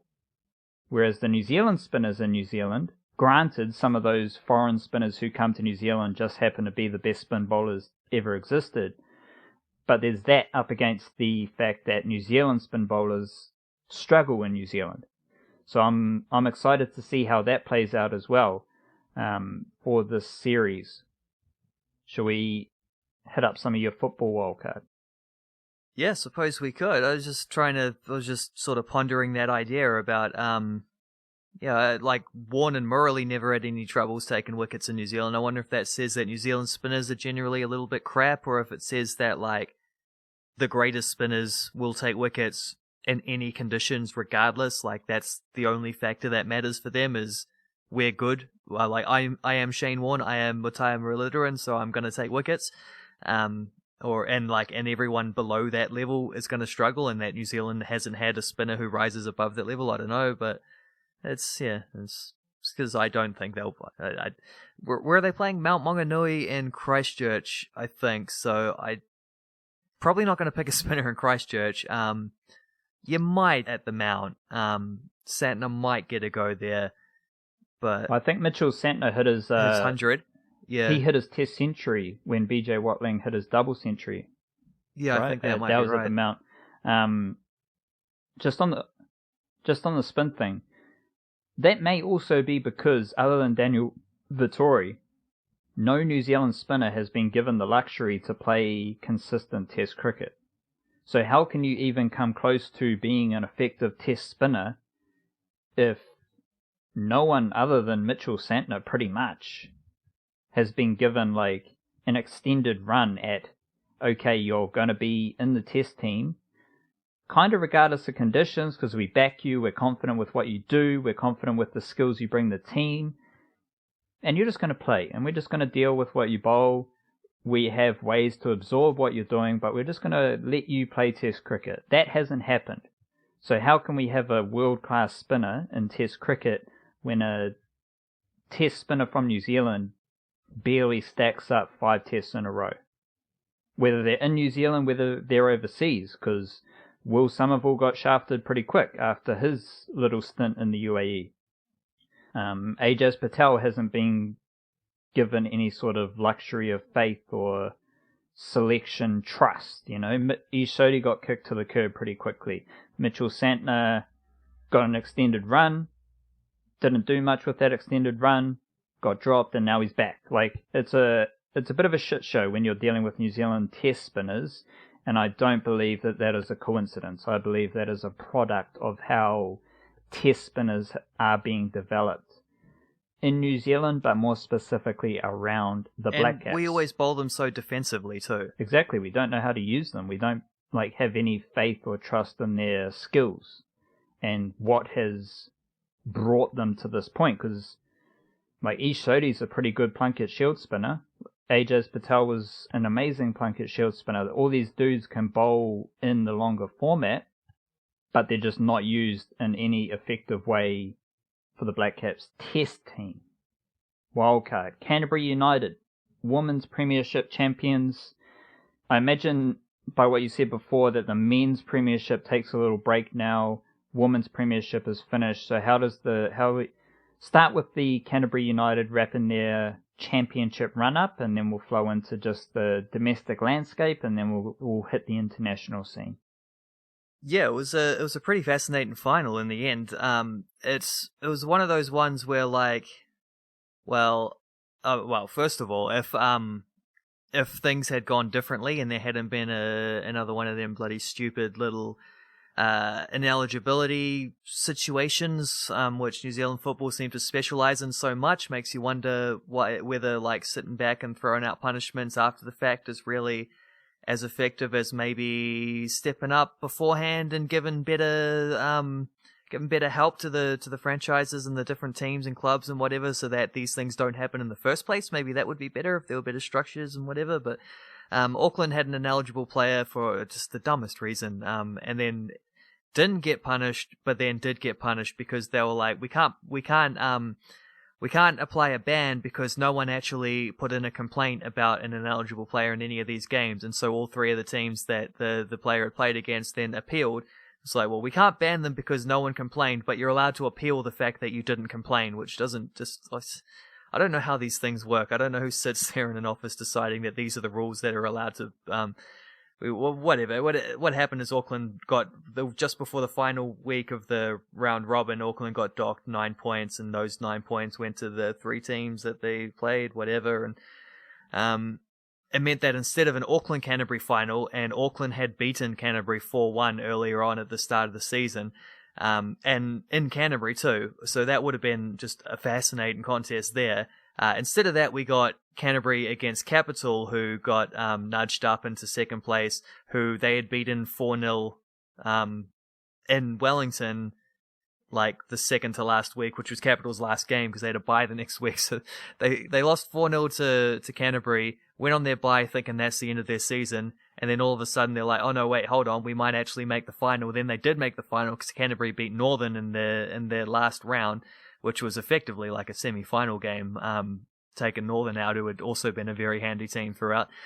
And then, got to go play Canterbury again, and then they lost 4-0 again, which is a bit of a mirror image, but that's not necessarily a good, accurate showing of what happened, because it was quite a feisty game for one. There were a few injuries, especially in the first half throughout, and there were, some heavy challenges, and Canterbury definitely did look like the stronger team, but for a long time there, they were really having trouble finding a way through, and Georgia Candy, who ended up winning the league MVP, in goal for Capital, had just an absolute blinder. She's been incredible all season. She was actually the backup goalkeeper at the under-17s 2 years ago, behind Anna Leet, who was arguably the best player in that under-17 squad. So Georgia Candy was kind of flying under the radar there.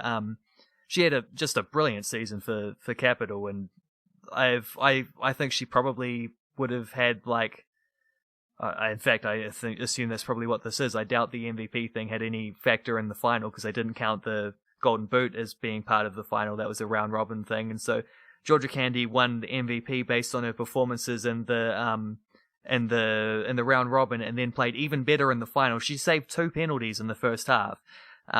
Incredible stuff. But then, in the second half, Canterbury just they stepped it up a gear. They brought on Annalie Longo off the bench, and if you can chuck in a player who's just clearly a step above everybody else in this competition, makes a big difference. Although I don't think she'd actually touched the ball. They scored just after she came on, but she hadn't touched the ball. It was about like 10 seconds after that sub was made. It was Amelia Abbott who played a brilliant through ball to it was Gabby Rennie, who also Abbott and Rennie also part of that under-17s team at that World Cup that came third a couple years ago. And yeah, just take goalkeeper out of it with a nice one-on-one, slide it through when no one's going to save it, and then from there on it was Canterbury just sort of ran away with it once they finally got the breakthrough. Ended up winning 4-0. Gabby Rennie got 2 goals. I think Brittany Lee Nicholson got one. I think, and then Nikola Dominikovic got one right at the end.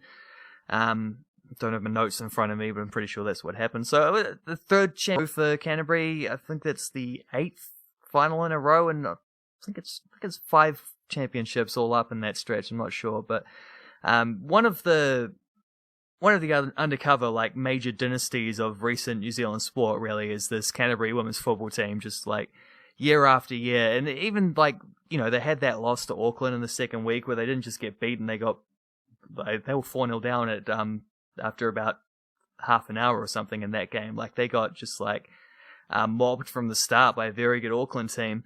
And it felt like maybe they had some troubles defensively just with their shape at the start and working through things, and they weren't necessarily scoring the goals that reflected how they'd been playing. And then they just it took 3 or 4 weeks, but they eventually clicked, and I think it was a 6-0 win over Central where it felt like it had clicked at that point, and then they didn't concede another goal in their last 4 games. Scored about 16, I think it was, in that streak, including back-to-back 4-0 wins over, they played a game in between against Northern, but it was back-to-back for Capital as far as from their perspective. Just the best team over the course of the season, just once again, like rising above, peaking at the right time, just another one of them very, very impressive performances from the Canterbury United Pride. And it's interesting to just look at, like, this team is nothing like the team that started that little dynasty. Even just like between this year and last year, I think there were only 6 players who started both finals. Like, it's not just a case of you like stumble upon the best team and then you proceed to win championship after championship. Like, this team's been replenished the whole way through. They continually find new players, bringing new girls into the squad, and then just continue to win on top of that. So it's one of them teams that maybe just because of the profile of the women's premiership, people don't have the same like understanding of just what a level they're at. But like three championships in a row was a big deal. That's pretty impressive, eh? Like, there's not too many other sporting leagues where you get that, unless it's like a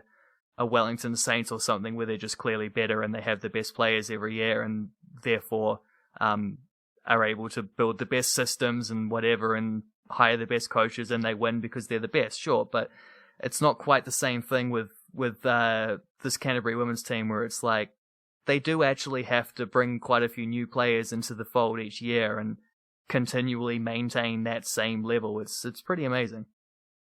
It is indeed.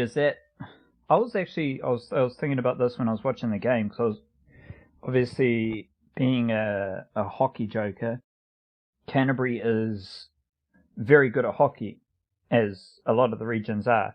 But I was thinking, like, we don't have to explore this to much extent. I just want to chuck it out there. Like, Canterbury has a good women's football setup, which you've basically told me that's the women's footballing powerhouse at the moment. And based on what I know about hockey, and based on what I know about where these sports, we've got basketball as well, like, I'm fairly confident that netball is going to suffer some sort of impact because of just how many sports are available to like young women and girls. And that was hammered home again in that game, in that Premiership final, because I was watching that Canterbury team and I was like, all these women, all these girls are pretty good at football, fairly athletic, and I reckon 10 years ago, 15 years ago, obviously more, they would have been playing netball. And I think that is something to take away from the women's sport growth in New Zealand as well, is that there's different pockets of powerhouse. I know like hockey has a little pocket in Napier in the Hawke's Bay region is very good at producing hockey players. And like if you're a girl growing up in the Hawke's Bay region, the facilities and the resources available to you there, you're going to grow up, like if you want to play hockey, you're going to be good at hockey. And the same is for Canterbury. Like Canterbury has produced a lot of male and female black sticks and continues to produce black sticks at a high rate as well. So that's just something beneath the radar to keep an eye on, just when you're thinking about the women's premiership and the state of women's sport in Aotearoa. As far as like who are some of your favorite players to watch, not necessarily best players, but just your picks of fun players and names to keep an eye on from the women's premiership that you noticed? Obviously there's some players who have talked about picking up gigs over in Australia, so maybe it's a situational thing with them, or is it just or maybe just some fun players that really stood out for you? You mentioned a couple from the final, but in wrapping up the whole women's premiership, do you have a couple standouts that spring to mind? Yeah, it's quite a few. I could I will actually write a team of the season, I think, if I can find the time over the next few days. I would like to, so I think I'll probably do that.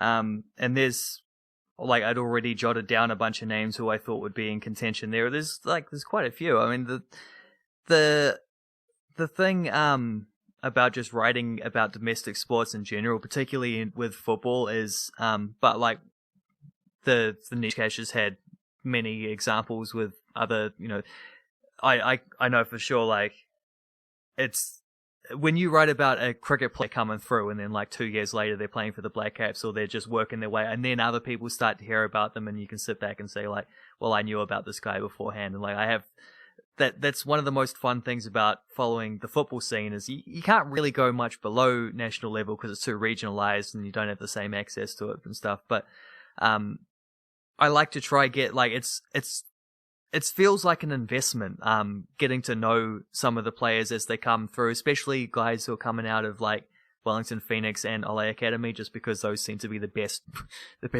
caliber of players, young players anyway. It feels like an investment to get some kind of understanding about these kind of guys, and to write about them in a way where it's certain players you just get a feeling and this is a test as well of how well I can read a game and how well I can scout footballers and whatever, but sometimes it just feels like this person is going on to bigger and better things, and it's fun to get in there ahead of time so you actually can offer some real perspective when so for example, some of these players, if Georgia Candy gets called up to the football ferns at some point, I can write about that squad naming and with some kind of perspective that I have deeper than just what it says in the press release or what I might be able to find out on Wikipedia or Soccerway or those kind of things, So that's kind of the angle which most excites me when I'm watching football. And so looking at this women's premiership, it is young Kiwi players who feel like they have the potential to play professionally, and that sort of stand out in that way. And there's a really simple list, which is that under-17s World Cup squad. There's also the FFDP squad, the Future Ferns Development Program, which is a bit of an interesting one because you don't actually see, I think there's only about 3 players from this Canterbury team that are in that, because a lot of them, the program's based in Auckland, so I think some players probably decline the possibility because they're I can't move permanently to Auckland, I don't want to do that. Some players do, and then they end up playing for I think Northern had the most of them. And that's actually quite an interesting, just in light of what you're saying about pockets of hockey strength and different sports. So I think that's kind of an interesting one in the female football scene where that's actually an option, where you have obviously Auckland probably has the overall strongest group of players, but Auckland split into Auckland and Northern. Next year it'll be split into 4 different club teams with the way the Premiership's being shaken up. And so you have like a hub there, which has probably always been the case. But then the two strongest academies are based out of sort of Pororoa region, really. They're both Wellingtonians, and the Phoenix Academy and the Ole Academy. So you've got this little like dual hub there. And then if this isn't the case on the men's side, I don't think you see a big strength of talent necessarily in the South Island, which is maybe just lagging behind those other two. The Northern leagues and the Central leagues. I don't think the two South Island leagues are necessarily in the same caliber. A couple very good clubs out of there, but not the overall production of players. And if you look at the All Whites, I think very overwhelmingly North Islanders in those groups. Even now, where you're getting, well, even probably especially now, where you're getting like a lot of those Ole and Phoenix guys are at the age now where they're playing internationally. But on the female side of things, I don't think that's the case. Like, you still got a lot of very, very good Canterbury players, because Canterbury have this hub of excellent footballers, and you've got a couple. There's a couple from that under-17s group that played for Southern as well. So there's more of a spread around the country, and you do have like at least three very clear local, and they're the three biggest cities in the nation. So that's a beautiful thing as well. Probably a good, really healthy thing as well for the game, because it means that the sport is more accessible at the top level, like not just the participation level, but like rep teams and pathways to the top and all that. Seems to work a little bit better with the women's footy stuff. As to some players who are like pushing through that, like Georgia Candy for sure. Some of the girls you mentioned going to the W League who haven't been at that level before, like Lily Ulfeld and Liz Anton and Malia Steinmetz, all excellent seasons. I'll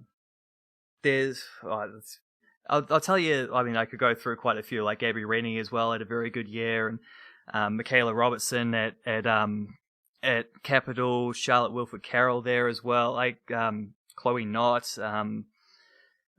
Daisy Cleverly had a really good year coming back from college in the States. She's played quite a few times for the football Ferns. So Macy Fraser, and even like at Central, where like finishing bottom of the table,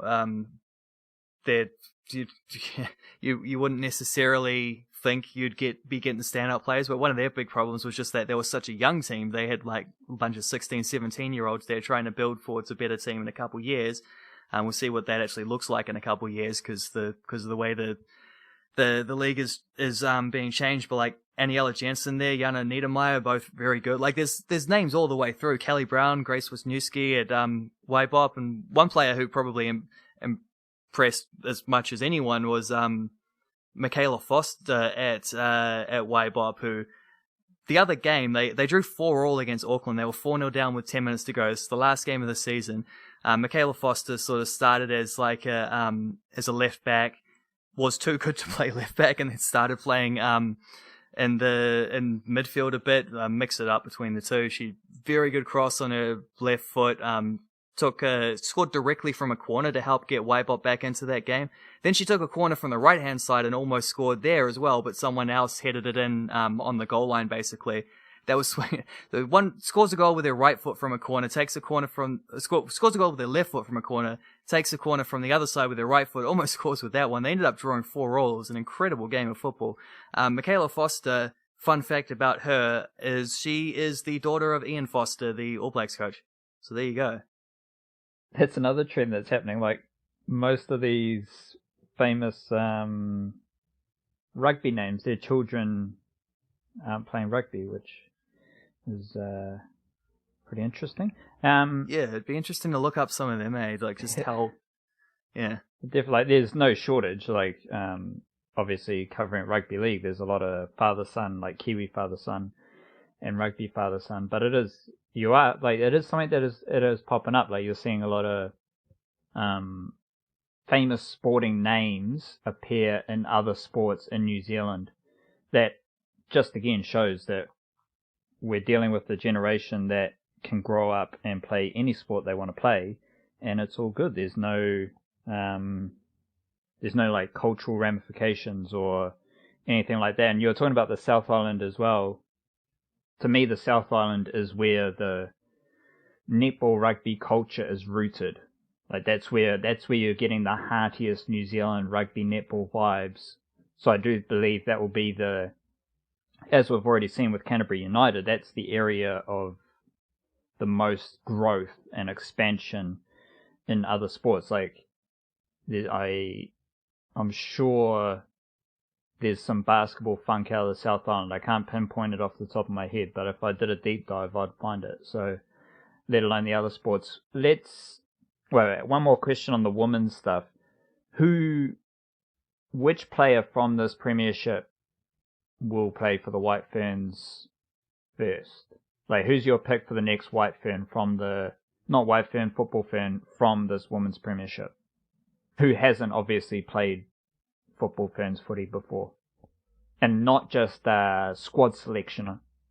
I'm talking about playing Football Ferns. Yeah, that's tricky to predict because the Football Ferns have such a stabilized squad, and there aren't a lot of them who would be expected to retire between now and the next World Cup. And so you often hear that, like almost every game I watched, there'd be someone, certainly every game that got covered on Sky, which was only 2 of them, and one of them was like a late addition, but still, like there was always the point mentioned many times about, well, there's a World Cup coming up in 4 years on New Zealand surf, and a lot of these players will be wanting to put themselves in position for that. And it's like, yes, they will, obviously, and there will be a few spots open, but not a lot. Like most of the players that are there are pretty established. There's not a lot of space there.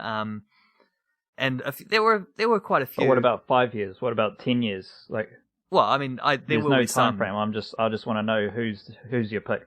Yeah, there will be some who get in before that, obviously, and there will be some spots, and then there will also be players who like upend some of the ones who are currently established. And I think the role where that's most open is the obvious one of striker, where so since the last World Cup, for example, who were the strikers they had there?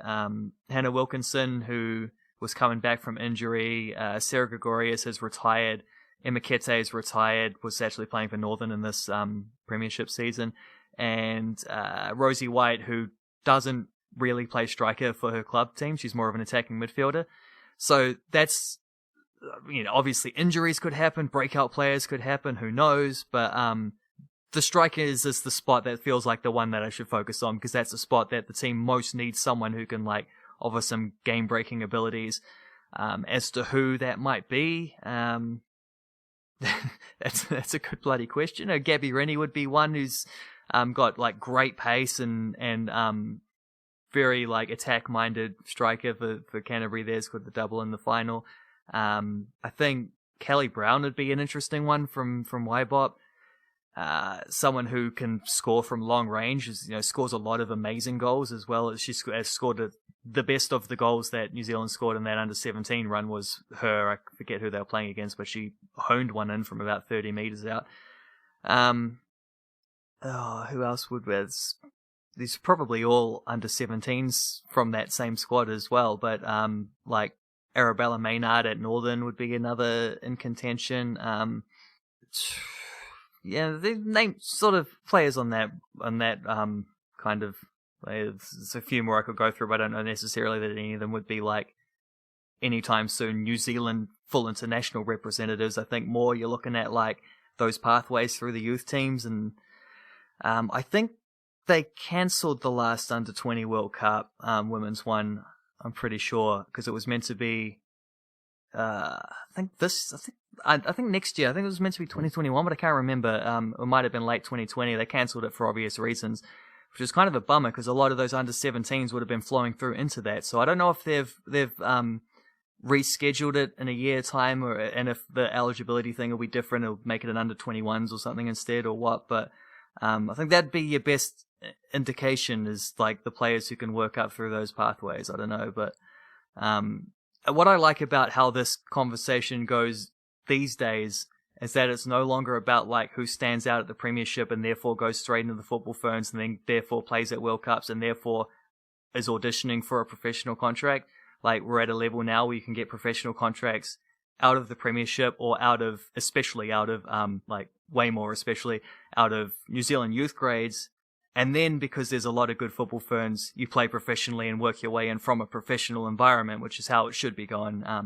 That's what we want. Like that's the situation that New Zealand football should be pushing towards, is getting players professionally before they make the football ferns, so that when they make the ferns, they're just in a much, like, competing for places in a much stronger, healthier, vibrant, sort of just situation, as opposed to like the situation that has been the case in the past, where we haven't had many professionals, even just as recently as 5 to 10 years ago, where you can make the national team as an amateur and you're not playing full time and you're not training full time, and it's just not quite the same. Like, the standard will rise a lot sharper when things are working the other way around, which is mostly what we're starting to see now, which is a good thing. Yeah, and generally speaking, that's an interesting kind of New Zealand sport development process, as you set up the pipelines within New Zealand and everything is like at a premium, or at the best it can be in New Zealand, to build the players up. Then you let them go and get into professional setups around the world, because that's kind of what New Zealand can't offer in a lot of sports, is the strictly professional sporting environment. And then you utilize the professional sports environments of other countries to prepare the players for international sport. I think that model can be applied to a lot of different sports in New Zealand as well, because it's not about New Zealand. Like, it's very, as we've discussed many times, it's very easy for a player in any sport to get too good to be playing in New Zealand. Like, there's a certain level of football, hockey, rugby league, whatever it is, where you graduate from a New Zealand level to a professional level, and all the better professional systems for most of these sports are around the world. You let them develop in the professional setup and use that as a pipeline to then prepare your players for international sport. Just another interesting idea there. Right, let's fly around the world. Give us your pick. I'm not sure what the international leagues are doing in the football realm, but you can still take your pick. What are some key footballers that, as this is the final podcast of the year, and it is apparently a congested time of the year for the many football leagues around the world. Some of them do stop though, right? Like, some stop, some keep going. Yeah, most of them. Most of them what? Stop or keep going? Like, some years go by like calendar years, the seasons, because they don't want to play through the heat of, like, the opposite of the heat. They don't want to play through the freezing aspects of winter. So the Scandinavian leagues like that, do the same, like, year to year thing like America does. So just so happens America and Scandinavia are two places where a lot of Kiwi footballers play. So those leagues are all currently not in action. A lot of the other ones also take winter breaks, which are coming up basically now, till a week or two into January, although there's not as much of that this year because everything's crammed in, because they're often started late because of the COVIDs. England is the one country that really ramps things up at this time, and even then there's some sketchiness. Like, for example, Bria Percival was meant to be playing against Chelsea this weekend in their last game of the year, but what happened is that Chelsea had a couple positive corona tests, and therefore that game got postponed. So that's kind of that's what everyone's dealing with. England's trying to play more football than ever at the moment, at a time when the virus is more out of control than ever. So trickiness abounds with all that, really. Right, so give me 2 or 3 players who are going to be busy over the next few weeks, and why people should tap into what they're up to. Well, the major one's going to have to be, therefore, Chris Wood, playing for Burnley, doing what he does. He'd been on a little bit of a downturn where the team hadn't been playing that well. They'd been struggling to try to get points. They'd dipped into the relegation zone. He'd missed a couple of big chances, just like games where he'd get one good chance in a game and he didn't score it, and then it feels like, oh, well, you drew 0 or you lost 1-0. That big chance your striker had was the big chance he needed to score, and so he was getting a bit of pressure on him for that reason, in ways that wasn't really fair, because it's not like he was missing open goals. But he did get back on the score sheet this morning, which is lovely. I think this is 3rd of the season.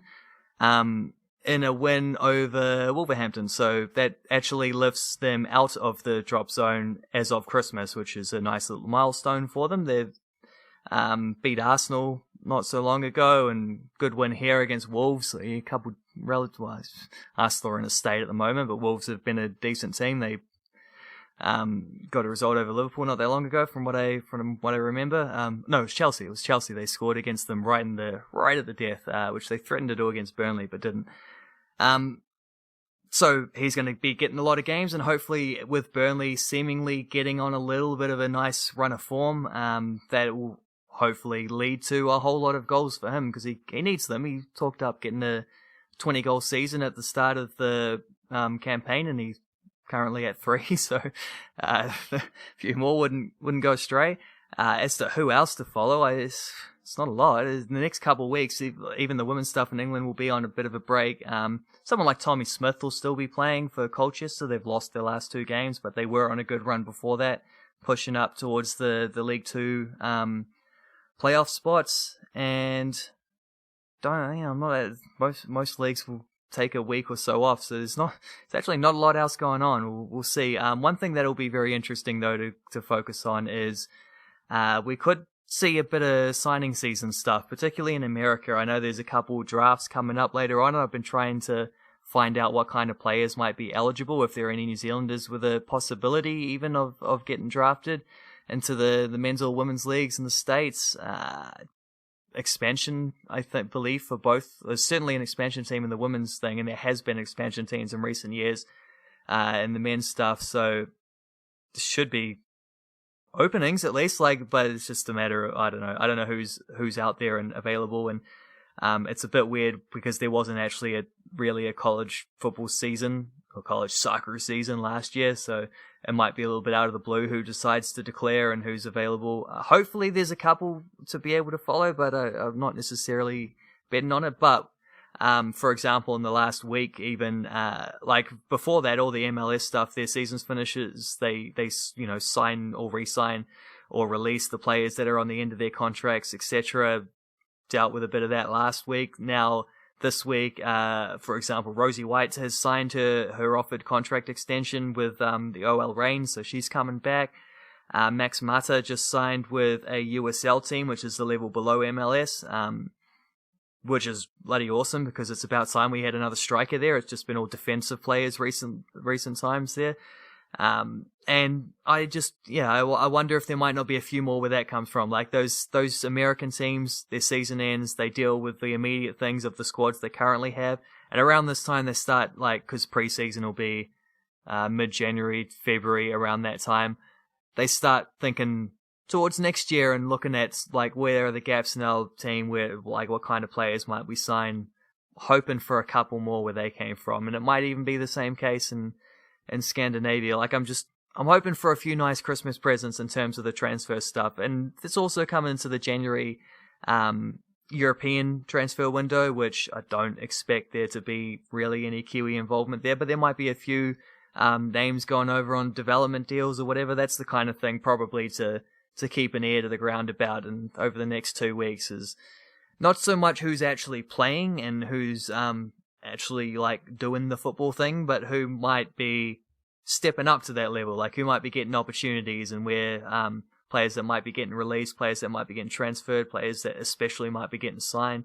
That's something I'm hoping to have, hoping to be able to bulk up some of these Flying Kiwis with over the next 2 weeks, is having some of them good transfer signing news. Do you have anyone who is on the rise that you might predict could be a standout transfer movement or promotion? Who is someone that you you never really know. But as someone in your Flying Kiwis pocket, who would you be eyeing up as someone to pounce on? Yeah, it's hard to predict because players have their own timelines of whatever. But who do you want? Let me think about that. I mean, there's a few players who I would like to see getting A-League opportunities, whether that's with the Phoenix or elsewhere, but those squads are mostly all sorted at the moment. But I just ran through a few names from the women's stuff before, so all those names and more. As to the men's side of things, we're at a time when, I don't know what Alex Grieve is doing, if he's going to go back to the States, finish off his college stuff. He's a player who, when he does finish that, I don't even know, because you can't find any good information on stuff because of the lack of a 2020 season, so I don't know where he's at. If he wants to go back to college again or whatever. Jesse Randall's just going over to college as well. He's scored 4 goals, including a couple beauties on the weekend for Hawke's Bay. He's a player who, he'll be playing college for a year or two now at least. He's a guy who has potential to be playing professionally down the line. I think Alex Grieve's someone near the end of his college thing. He's playing extremely well for Waitakere this Premiership season. He's a player who I would hope would be in the mix for getting drafted or for finding his way onto a USL team when he's done with that. I no idea what his plans are or what he's up to. There's a few other players in that kind of mold, because you sort of get to, I could say Hamish Watson's been having a really good season, but he's not going to sign professionally. He's kind of, I don't know how old he is, 26 or something like that. Probably around that range. He's probably done his little bit. Don't think he's going to get another opportunity at that level necessarily, maybe, but, hold out hope, but he's not the kind of guy that scouts are going to be out there looking for. So you sort of are looking at a certain age of player, and most of those guys in the Premiership at the moment are just coming through, so it's tricky to say. There's quite a few, obviously, Wellington Phoenix players who would have things. I'd have to check I do have my list open, so let's go through some. Don't know about it. Maybe a Logan Rogerson or something like that from Auckland City might be able to use this as a launching pad the way that Maya Bevan did. Wouldn't bet on anyone in Canterbury necessarily. Eastern Suburbs have a few. Sean Bright would be a player who for sure Sean Bright can play professionally. It's just a matter of when he would consider it. Maybe even someone like a Calvin Kalua. I mentioned Jesse Randall there. Where are we with Hamilton? Maybe Adam Davidson or someone like that. Harris and Messenger have played professionally, have come back. Tommy Semi is a guy, he's not a New Zealander, but he had a trial with the Phoenix briefly. I would have thought this year I was semi, not expecting it, but semi holding out hope maybe that that an A-League team might, just because, especially someone like the Phoenix, who they're obviously not going to use all their import spots, maybe this is the 1 year you're going to get to take on a project player import. Maybe Tommy Semi could have been that kind of guy. But I'm perfectly happy watching him dominate for Hamilton Wanderers in the meantime. Ben Mata at Team Wellington would be a good shout. Defender with a lot of size. One gut kick's been great for them as well. He's 20 playing midfield. Ben Mata, brother of Max Mata, who mentioned before. Waitakere, I mentioned Grieve. Dane Schnell, Andrew Crom would also be players with potential going on to bigger and better things. And then a whole heap of the Weenicks. Ben Old is close. Tom Rainbolt's been in the Vancouver Whitecaps Academy in the past. Lewis Toomey's having a really good year. Hamilton's about to go over to university in the States. Adam Hillis has been good. Jalen Rodwell. Alex Paulson's been borderline goalkeeper of the season. He's been incredible. Curtis Mogg is a guy who has the size, the leadership, the capabilities to play A-League one day. There's quite a few there who could be on the radar, but you just never quite know where things will go with these. It's always just I just kind of sit back and hope for happy surprises and keep my ear to the ground for little things that you hear. I did know that from various tweets and whisperings that Max Mata was likely to be going to America after he came back from Switzerland. So you hear little things, but I try not to get involved in the weeds of those things. You just let the joyful surprises kind of catch me off guard. It's always fun. Wake up one day, check the Twitters, and then all of a sudden so-and-so signed with such and such, and it's a lovely thing. Well, you listed off about 30 players there, so I think that is... Well, I just went team by team because I couldn't think off the top of my head. But that's wraps up. That wraps up 2020. It wraps up this episode because it shows just how much interesting sporting talent there is in Aotearoa. With that nice little summary. So good work. And good work to everyone listening. Thank you very much. Keep reading the niche case because we will be busy writing. Obviously, cricket is going to be high on the agenda, and the Wildcard will be busy with football, and of course any other Kiwi sporting funk that tickles our fancy. Otherwise, enjoy the summer festivities. Kia kaha, stay beautiful, and we'll be back in a couple of weeks. Cha-choo!